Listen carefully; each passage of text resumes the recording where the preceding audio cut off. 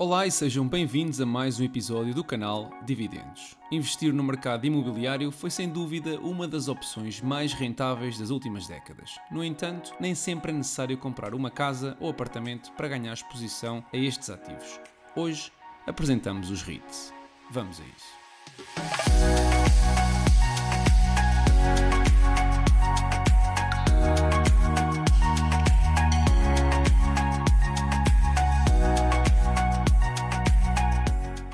Todos conhecemos a história. Um dos conselhos mais comuns para quem quer investir elevadas quantias de capital é investir no setor imobiliário. E o primeiro que nos vem à cabeça é comprar uma casa e alugar a mesma. Ou quem sabe, comprar, remodelar e vender mais caro. E até faz sentido. Aliás, é um dos setores onde se gera mais riqueza. É relativamente acessível conseguir financiamento e o rendimento destes ativos acaba por ser algo previsível. Ora, estas opções trazem muitas vezes dores de cabeça, problemas e situações complicadas de resolver. No entanto, existe uma solução para quem quer estar exposto à evolução deste mercado sem ter de lidar com os procedimentos rotineiros ou burocráticos associados à compra ou venda ou mesmo o aluguer. E essa solução chama-se REIT, ou em português SIGI, e são fundos de investimento vocacionados para o investimento em ativos imobiliários e que normalmente estão divididos em unidades de participação ou ações. Existe ainda uma série de condições fiscais necessárias para uma sociedade ou fundo se tornar um REIT e que permitem assim que este seja um investimento rentável no longo prazo. Uma das condições é que estes fundos têm a obrigação de distribuir cerca de 90% dos seus rendimentos em dividendos. Outra é de que mais de 2/3 das receitas, por exemplo, provenham do arrendamento, venda de imóveis ou juros de hipotecas. Como veem, este tipo de condições origina normalmente rentabilidades do dividendo elevadas, muitas vezes superiores a 5%, tornando-se num ativo muito apetecível num portfólio diversificado. Outra consequência é que ao distribuir perto de 90% dos lucros, apenas 10% podem ser reinvestidos no negócio ou em novas propriedades, levando assim a que muitas vezes estes fundos angariem capital de outra forma,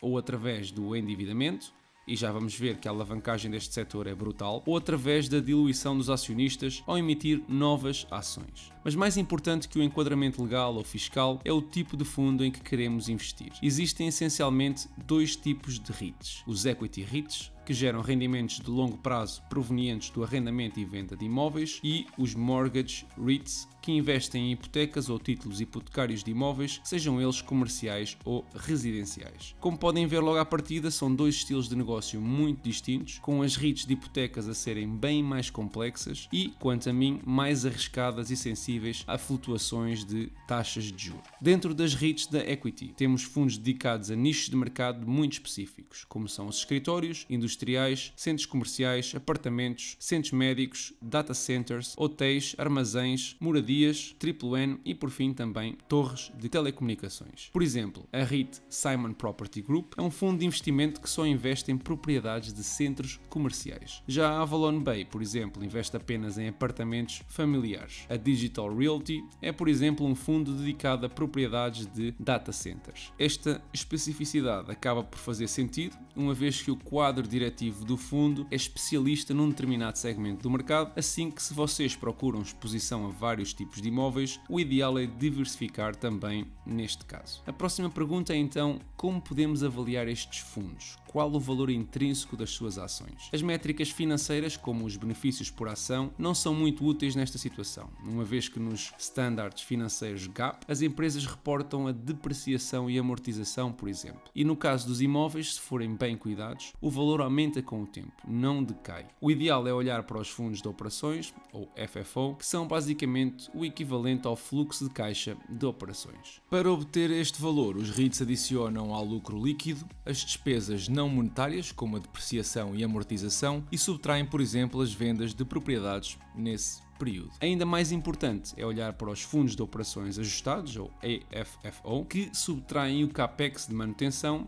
e são assim muito parecidos aos fluxos de caixa livres que vemos nas análises corporativas. Basicamente, os AFFO representam o capital disponível para distribuir aos acionistas e é sobre este valor que devemos comparar, por exemplo, o dividendo e assim entender a segurança do mesmo. Dessa forma, é importante perceber que a métrica é crescente ao longo do tempo, mesmo com o potencial potencial aumento no número de ações. Outra coisa que é importante ter em conta também é a alavancagem. Este setor em particular é o que permite um maior índice de alavancagem, como a dívida líquida sobre o EBITDA, o que é justificável pela necessidade de capital para comprar novos imóveis. Também costumo recomendar avaliar a localização geográfica dos imóveis e, em caso dos REITs comerciais, os inquilinos, para entender a exposição a certas marcas ou geografias. No que respeita ao cálculo de um valor justo para as ações, existem pelo menos 3 formas de determinar o mesmo. Através do Net Asset Value, ou NAV, usando o método de fluxo de caixa descontados, com o AFFO, como normalmente utilizo nos episódios de análises, ou simplesmente através de múltiplos, como o Price to AFFO ou Price to FFO, comparando com o histórico do fundo e outros dentro do mesmo segmento. O método do NAV é ligeiramente mais complexo e apenas é útil para empresas que apresentem os seus relatórios financeiros com o Standard GAAP. Para REITs europeias que usem o IFRS, o valor de mercado das propriedades de investimento é mostrado no relatório. Para os REITs americanos, o Standard GAAP apenas requer que apresentem os valores de aquisição das propriedades, o que não nos diz muito acerca do seu valor atual. Uma casa que custou 100 mil euros em 2000 não vale 100 mil euros nos dias de hoje, vale mais. E é precisamente por isso que, para os REITs americanos, o procedimento de calcular o NAV, ou o valor líquido do ativo, é mais complexo. Não podemos simplesmente usar a fórmula dos ativos menos os passivos sobre o número total de ações. Aliás, para isso bastaria olhar para o Price to Book, mas não podemos confiar no valor das propriedades usadas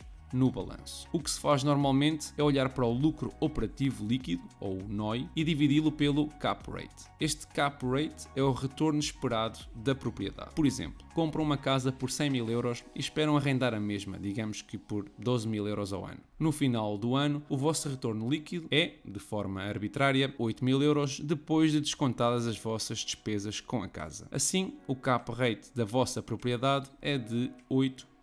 Com o lucro operativo líquido e o Cap Rate, podem determinar o valor atual das propriedades do fundo. Basta dividir o NOI pelo Cap Rate. Mas isto apenas determina o valor das propriedades. Temos que somar o resto dos ativos, como o dinheiro em caixa, contas a receber, e subtrair a dívida e ações preferenciais, se existirem. Depois, basta dividir o resultado pelo número de ações do fundo. Dessa forma, podemos determinar exatamente o valor do património que corresponde à ação que estamos a comprar. Se encontraram um REIT que preenche os vossos requisitos, tenham em conta que todos são bastante sensíveis a taxas de juros, um pouco no seguimento do que mencionei anteriormente. Com a alta alavancagem deste tipo de negócio, se as taxas de juros sobem, refinanciar a dívida existente é mais complicado e acarreta mais custos para o futuro do fundo. Ora, no meu portfólio, as REITs ocupam cerca de 10%, com a Avalon Bay, a Simon Property Group e a Federal Realty Investment a serem de longe as mais representadas, e estas representam exposição a apartamentos, centros comerciais e misto, no caso da FRT, mas ainda a torres de telecomunicações, como a American Tower e a Crown Castle, lares especiais, como são Ventas e Omega Health Investors. Por cá, as SIGI são relativamente recentes, apenas em 2020 foi permitida a sua criação e até agora muito poucas são públicas na Bolsa Euronext de Lisboa. Casos da ORS, Portugal, a única da origem portuguesa, a par com a Merlin Properties, de origem espanhola. Se os números não são teus amigos ou se pura e simplesmente não tens interesse em analisar os fundos, podes sempre recorrer a um ETF. Deixo aqui 2 dos que mais me chamaram a atenção e disponíveis, por exemplo, na Trading 212. O VanEck Vectors Global Real Estate e o SPDR Dow Jones Global Real Estate. Em relação à parte tributária, os dividendos distribuídos pelas REITs são considerados rendimentos de capitais, assim que em Portugal são encarados exatamente da mesma forma que um dividendo de uma empresa normal. Para fechar este segmento, a performance deste tipo de fundos como um todo tem sido menos excitante que o S&P 500 nos últimos 5 anos, por exemplo, mas o mesmo não se aplica se compararmos apenas os melhores de cada setor, como é, por exemplo, a Realty Income. Portanto, se estão à procura de exposição no mercado imobiliário, façam a vossa análise e invistam apenas naqueles fundos que são os melhores no nicho de mercado onde operam. Esta foi uma semana positiva para os mercados, especialmente o Nasdaq, que subiu mais de 2%.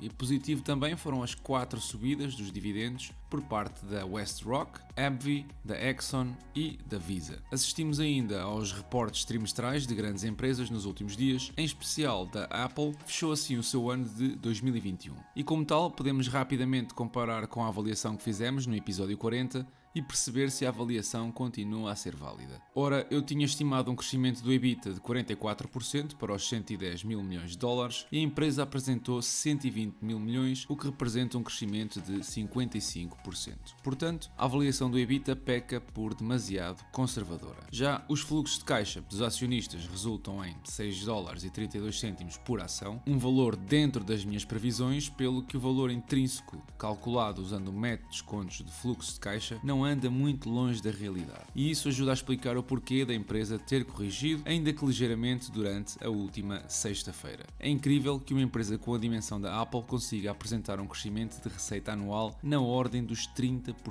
É absolutamente extraordinário. Ora, no que respeita a dividendos recebidos, este mês de outubro até agora rendeu 32 dólares, mas ainda existem pagamentos a receber durante a próxima semana. E é tudo por hoje, já sabem, se gostaram do episódio, contribuam com o vosso like, considerem subscrever o canal se desejam continuar a receber este tipo de conteúdos todas as semanas, ajudando assim também o canal a crescer. Da mina parte, desejo a todos uma excelente semana e bons investimentos.